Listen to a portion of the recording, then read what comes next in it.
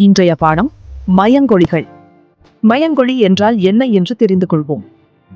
மனம், மனம், இந்த இரண்டு சொற்களையும் கவனியுங்கள்.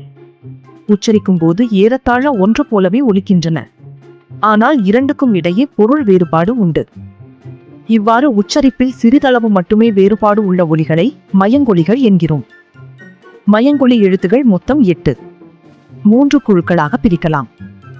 குழு 1 ந ந ந. குழு 2 ல ழ ல. குழு 3 ர ர. இந்த 8 எழுத்துகளும் மயங்கொழி எழுத்துகள். இன்று இவற்றை விரிவாக பார்ப்போம். முதல் குழு ந ந ந எழுத்துகள். ந, நாவின் நுனி மேல்வாய் அன்னத்தின் நடுப்பகுதியை தொடுவதால் நகரம் பிறக்கிறது. நா, நாவின் நுனி மேல்வாய் அன்னத்தின் முன்பகுதியை தொடுவதால் நகரம் பிறக்கிறது. நா, நாவின் நுனி மேல்வாய் பல்லின் அடிப்பகுதியை தொடுவதால் நகரம் பிறக்கிறது. இணை எழுத்துகள் இட், இன் ஆகியவை இணை எழுத்துகள். இத், இந்த் ஆகியவை இணை எழுத்துகள்.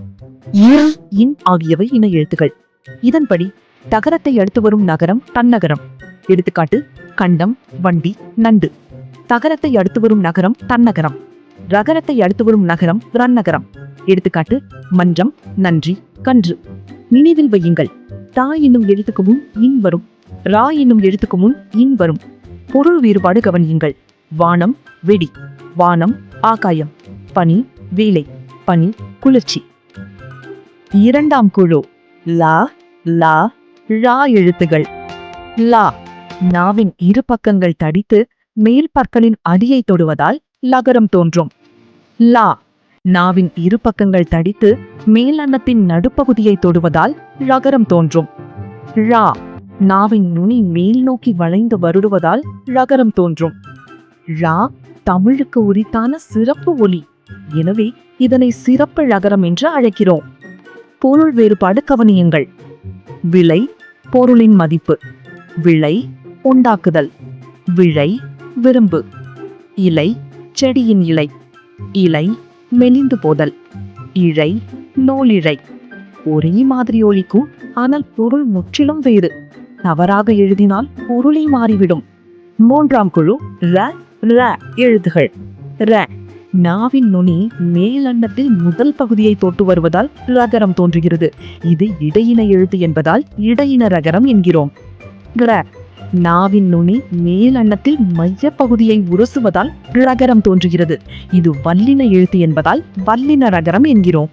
பொருள் வேறுபாடு கவனியுங்கள். ஏரி, நீர்நிலை.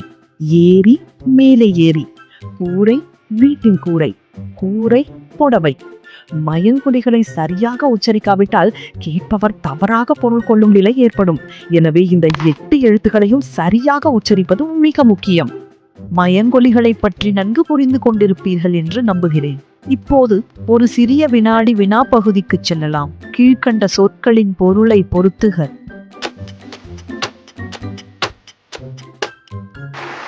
நன்று. கரை என்றால் ஆற்றங்கரை. அறம் என்றால் நல்லொழுக்கம். கரை என்றால் அழுக்கு. அறம் என்றால் ஆயுதத்தின் கூர்மை. இது போன்ற பாட வீடியோக்களை மேலும் பார்க்க நம்ம ஃப்ரீ ஹேண்ட்ஸ் லேர்னிங் ஹப் சேனல்ல சப்ஸ்கிரைப் பண்ணுங்க. எங்க ஃப்ரீ ஹேண்ட்ஸ் சாஃப்ட்வேர் பை பண்றதுக்கு ஸ்கிரீன்ல தெரியுற இந்த நம்பருக்கு கால் பண்ணுங்க.